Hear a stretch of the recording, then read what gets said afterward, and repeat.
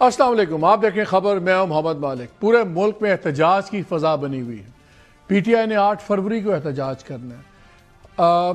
Media پیکا کے اوپر اپنا احتجاج کر رہا ہے، اور ججز، باقی تو بات چھوڑے، ججز کا احتجاج ختم نہیں ہو رہا ہے۔ اسلام آباد ہائی کورٹ کے ججز پہ سیریس اس طرح پہ آیا جا رہا ہے، اور جو آپ نے دیکھا ہے کل ٹرانسفرز ہوئے، پوری سینیورٹی چینج ہو گئی۔ آج ہائی کورٹ کے 5 ججز نے اپنی ریپریزنٹیشنز بھی بھیج دی ہیں چیف جسٹس کو، اور 2 ججز سنا ہے وہ بھی بھیج رہے ہیں کہ وہ یہ سینیورٹی ساری غلط ہے، غیر آئینی ہے، سب کچھ ہے۔ ایک جنگ کا ماحول ہے، یہ سب کچھ چل رہا تھا۔ تو دوسری طرف کل ایک اور بھی انٹرسٹنگ ڈیولپمنٹ ہوئی۔ پی ٹی آئی کے جو چیف منسٹر ہیں کے پی کے، انہوں نے یہ کہہ دیا انٹرویو کے اندر کہ میری تو بات چیت 80 سے 90% ہو گئی ہوئی تھی عمران خان کے بارے میں اسٹیبلشمنٹ سے، اور یہی نہیں، انہوں نے کہا کہ اگلے 1-2 دن میں دوبارہ شروع ہوگا اور یہ سلسلہ دوبارہ شروع ہوگا۔ گورنمنٹ دوسری طرف اصرار کر رہی ہے کہ ایسی کوئی بات ہے ہی نہیں، اور ابھی آپ پروگرام کے اگلے حصے میں سنیں گے کہ رانا ثناءاللہ صاحب نے ہمارے ساتھ کیا باتیں شیئر کی، کس سے گنڈا پور صاحب کی بات ہوئی، اور اس لیے انہوں نے بالکل اس کو ڈسمس کر دیا ساری بات کو۔ پھر عمران خان صاحب نے جو خط لکھا اس کا بھی ہم نے ریاکشن دیکھ لیا۔ خط بھی بڑا انٹرسٹنگ ہے خان صاحب کل جو، اور اس میں 2 انٹرسٹنگ باتیں یہ ہیں کہ گور صاحب جو چیئرمین پی ٹی آئی ہے، انہوں نے بھی نہیں خط دیکھا ہوا تھا، انہوں نے ان کا خط لکھا مجھے خان صاحب نے بتایا ہے، اور شاید انہوں نے بھی ٹویٹ کے بعد ہماری طرح آپ کی طرح ایک ہی وقت میں خط کو دیکھا۔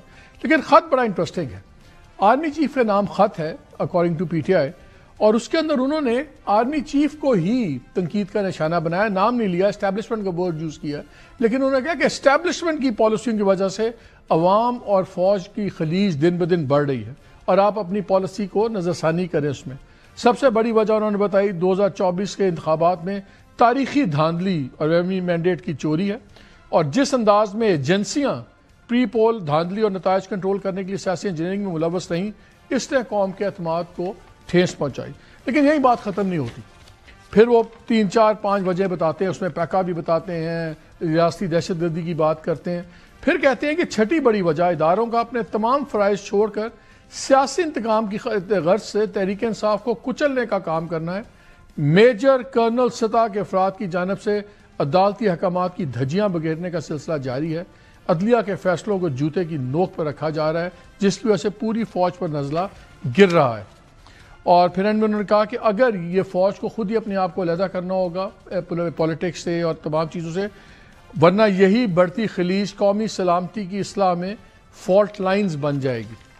سارا ملبہ انہوں نے ڈال دیا کہ آپ کی وجہ سے فوج کی یہ پرابلمز ہو رہی ہیں، آپ کی جو پولیٹکس ہے سب کچھ۔ اب پتہ نہیں اس خط کو کیا جواب میں ایکسپیکٹ کیا کر رہے تھے، اور اس کے جواب میں پھر بڑا سخت رسپانس بھی آ گیا ہے، ان آفیشیل رسپانس اس کو ہم کہتے ہیں۔ جب آپ سیکیورٹی ذرائع سے ٹکرز دیکھتے ہیں تو سمجھ جایا کریں، خاص طور پر جب وہ سیکیورٹی ذرائع کے ٹکرز ایک چینل پہ نہیں، اکٹھے 10 چینل پہ چل رہے ہوں، تو پھر آپ کو اندازہ ہو جائے گا کہ کسی رپورٹر کے ٹکرز نہیں ہیں۔ اس میں انہوں نے کہا کہ پی ٹی آئی کی عمران خان کی جانب سے کوئی خط نہیں ملا، اور پھر اسٹیبلشمنٹ کو ایسے کسی بھی خط میں کوئی دلچسپی نہیں ہے۔ لیکن تیسرا جملہ بڑا انٹرسٹنگ ہے، سزا یافتہ مجرم کی جانب سے کوئی خط نہیں ملا۔ یہ ڈیروگیٹری اور ایک ڈسڈینفل ٹرم، یہ آپ کو شو کرتی ہے کہ کتنا سخت جواب ہے۔ پی ٹی آئی نے خط کے نام پر ایک اور ناکام ڈرامہ کرنے کی کوشش کی، سیکیورٹی ذرائع سے۔ اگر ایسا کوئی خط ہے بھی تو اسٹیبلشمنٹ کو اس میں کوئی دلچسپی نہیں۔ اگر پی ٹی آئی کو کسی معاملے پر بات کرنی ہے تو سیاست دانوں سے کرے۔ تو خط آیا، اس سے تگڑا جواب اس کا آ گیا نا، ہمیں آفیشیل بھی ہم نے نہیں دیکھا، انہی کی باتوں پہ دیکھا، اور ان آفیشیل جواب بھی سامنے آ گیا۔